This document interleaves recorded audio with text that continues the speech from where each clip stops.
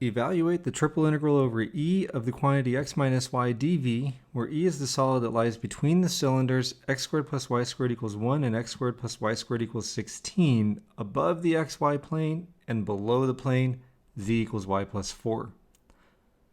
Let's take a look at the solid.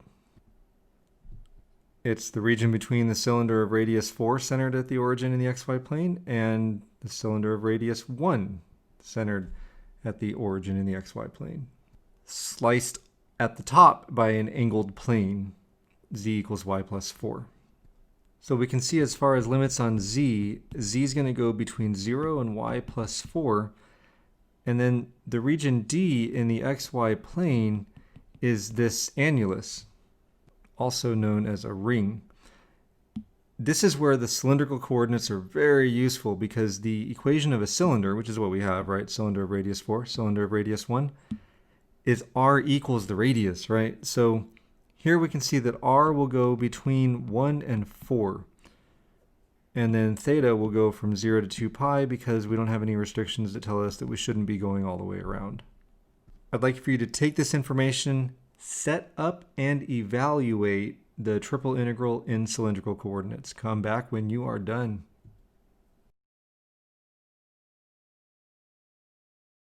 Before we get going with the solution, I want to point out something that I forgot to point out. I changed the orientation of what we see in R3 because I wanted to convey that the plane has a trace in the YZ plane of a line with a positive slope. So I have the x-axis where my y-axis usually is, that positive x-axis, and I have the positive y-axis where my negative x-axis usually is. It's just a rotated view so that I could better convey the shape.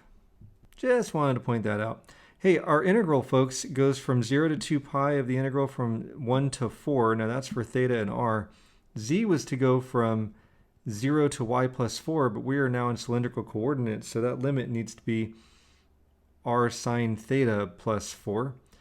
Our integrand is r cosine theta minus r sine theta, but then we also have for dv r dz dr d theta. I factored out the r, multiplied the r's together. I have r squared times the quantity cosine theta minus sine of theta dz dr d theta.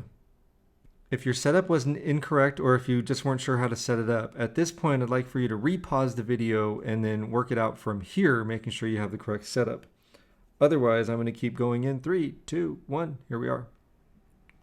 Integrating with respect to z and then evaluating for 0 and then r sine theta plus 4. Of course, 0 zeroes out all the terms. We get the integral from 0 to 2 pi of the integral from 1 to 4 of r squared times r sine theta plus 4, that quantity, times cosine theta minus sine of theta, dr d theta. Now, at this point, I've done some kind of simplifying and gathering of like terms. We have here r cubed sine theta. That's going to be multiplied by cosine theta and then negative sine theta. So I factored out the r cubed, and we have sine theta cosine theta minus the sine squared of theta. Then we have the r squared is going to be multiplied by 4, and that will be distributed into cosine of theta minus sine of theta. So I factored out the 4r squared. We have left the cosine theta minus sine of theta. All of that is integrated as in the order dr d theta. R is going from 1 to 4. Theta is going from 0 to 2 pi. Integrating with respect to r gives me two instances of the power rule, but at the same time I had this sine squared of theta, so I went ahead and used the the power reducing formula for the sine function.